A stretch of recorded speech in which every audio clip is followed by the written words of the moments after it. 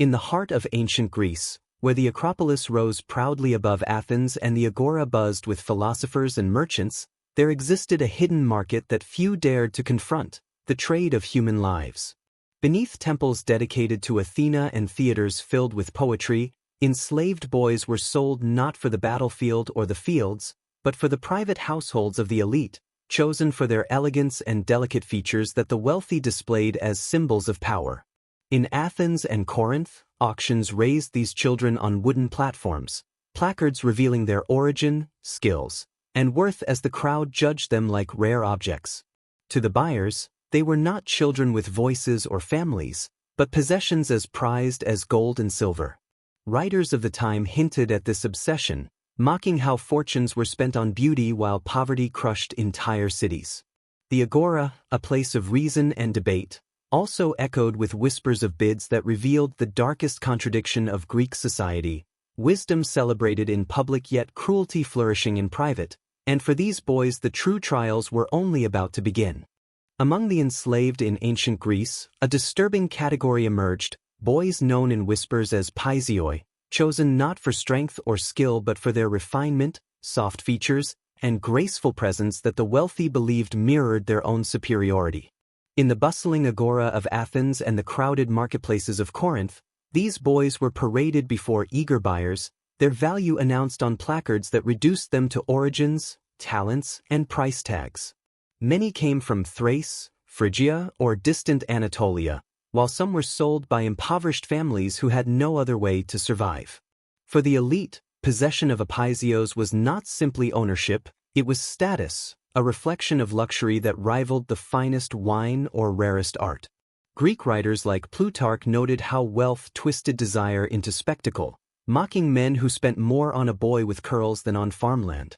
Yet, behind the laughter of symposiums and the grandeur of marble homes, these children became trapped in a life stripped of choice. Their elegance was admired, their obedience demanded, but their humanity ignored, and once purchased, their path would only lead deeper into confinement where control grew harsher and escape nearly impossible. Once purchased, the life of these enslaved boys shifted into the walls of the oikos, the private households of Greece's wealthiest families, where their existence became a performance of discipline and refinement. Each morning they were groomed carefully, their hair oiled, their clothing arranged to please the eyes of masters who demanded perfection. Their tasks ranged from pouring wine at symposiums to attending guests in bathhouses, from reciting poetry to ensuring their posture reflected grace even in silence. Luxury surrounded them: marble floors, golden lamps, the laughter of philosophers and generals.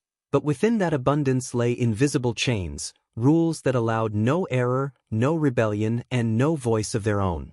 Every glance was judged, every movement controlled, their worth tied not to who they were but how flawlessly they upheld the image of elegance for their masters. To live in such households was to reside in beauty yet never belong to it, a prisoner hidden inside the theater of wealth.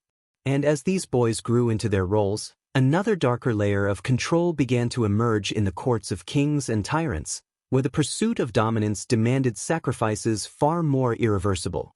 Inside the palaces of Greek kings and tyrants, control over enslaved boys reached an even more disturbing stage, for here the demand was not only obedience but transformation. Some of these children were forced into becoming eunuchs, altered to remove any possibility of lineage, independence, or rebellion.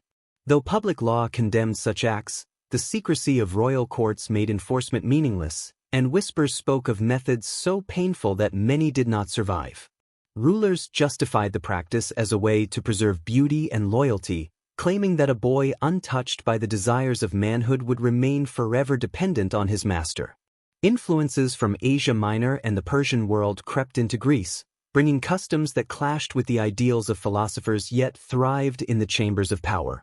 Within these walls, eunuchs became symbols of hierarchy, exclusivity, and domination, living proof that even the body itself could be reshaped to serve the ambitions of the elite.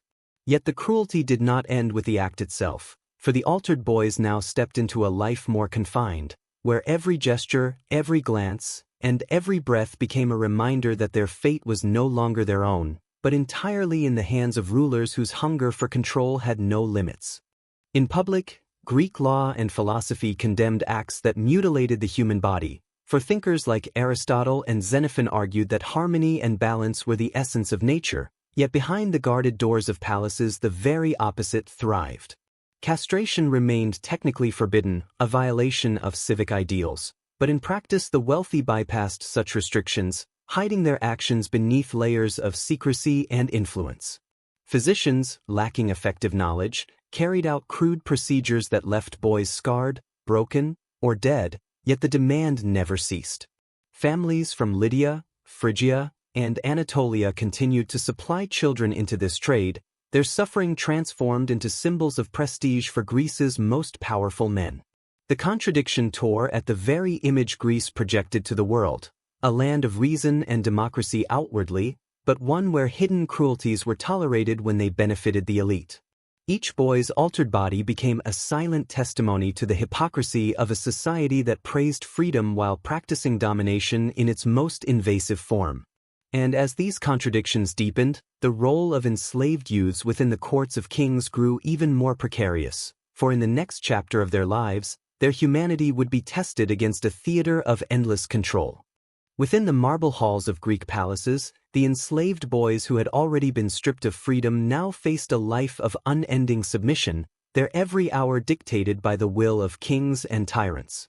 They were trained to move with grace, to serve wine at feasts, to entertain guests with music and dance, and to remain forever silent in matters of power. Their presence at royal gatherings was not accidental, for they were displayed as living ornaments, symbols of refinement that elevated the image of their masters before nobles and allies. Yet, for the boys themselves, the court was a place of constant fear, where a single mistake could invite punishment as severe as exile, imprisonment, or even death. Some rulers, intoxicated by authority, went further, dressing enslaved youths in garments of the opposite sex, forcing them into roles meant to amuse or shock audiences. Each act was less about affection and more about dominance, a reminder that in these halls the will of one man could rewrite another's entire identity. But the grandeur of the palace concealed dangers as sharp as any sword, for within this glittering stage of power, loyalty could shift overnight, and the lives of those closest to the throne balanced on a fragile edge. The enslaved boys who entered the world of Greece's elite were shaped into performers of refinement, their days consumed by rehearsed roles that left no room for their own desires. At symposiums, they poured wine with steady hands, their movements judged for elegance as much as precision. In private chambers they recited poetry, played the lyre, or danced with steps practiced until perfection became second nature. To the noble guests reclining on couches, these displays were a luxury, proof that their household possessed both wealth and taste. Poets such as Aristophanes and playwrights in Athens sometimes mocked this culture of excess, ridiculing men who treated human beings as ornaments of status, yet the practice persisted. For the boys, admiration meant nothing, for behind the applause came silence, and behind the laughter came fear. They were praised for their grace but punished for the slightest flaw, their lives balanced on how convincingly they embodied beauty for others. Each gathering ended with voices drunk on power, while the performers themselves faded back into invisibility. And as these children played their parts in the theater of wealth, they also stepped closer to the most dangerous reality of all the sudden punishments waiting when fortune turned against them. Life in the courts of Greece carried dangers that no elegance could protect against, for a single misstep could erase years of obedience. Boys who failed to please their masters faced harsh beatings, imprisonment in dark chambers, or public humiliation meant to remind others of their place. Whispers told of tyrants whose anger flared without warning, turning feasts into scenes of cruelty where those once favored were struck down in front of all.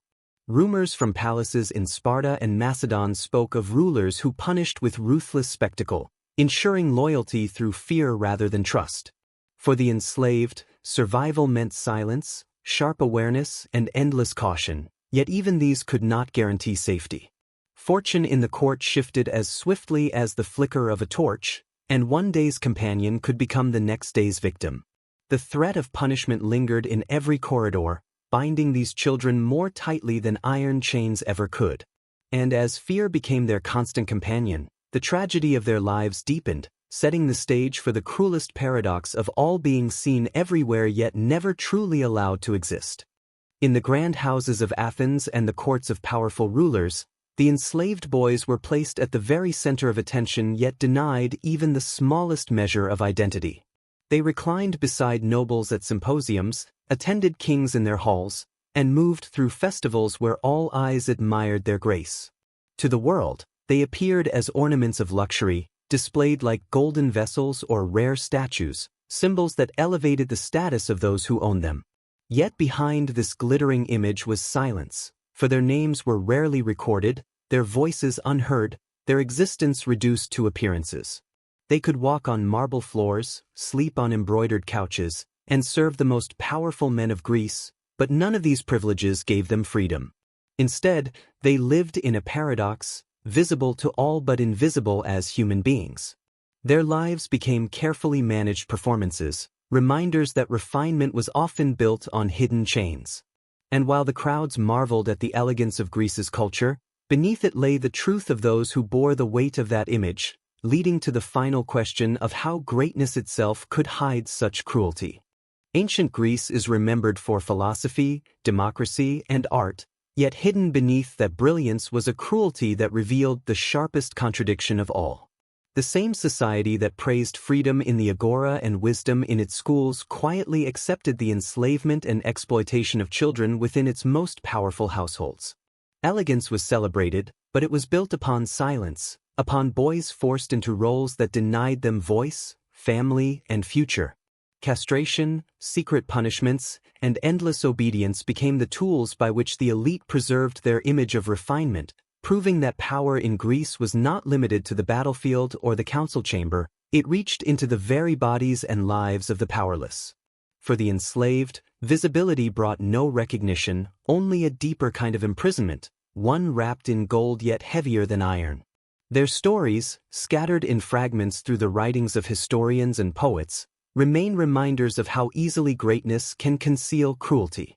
And so, as Greece is celebrated for its achievements, these hidden lives force us to ask a question that echoes through time: who guards the ideals of freedom when those who claim them wield power without mercy?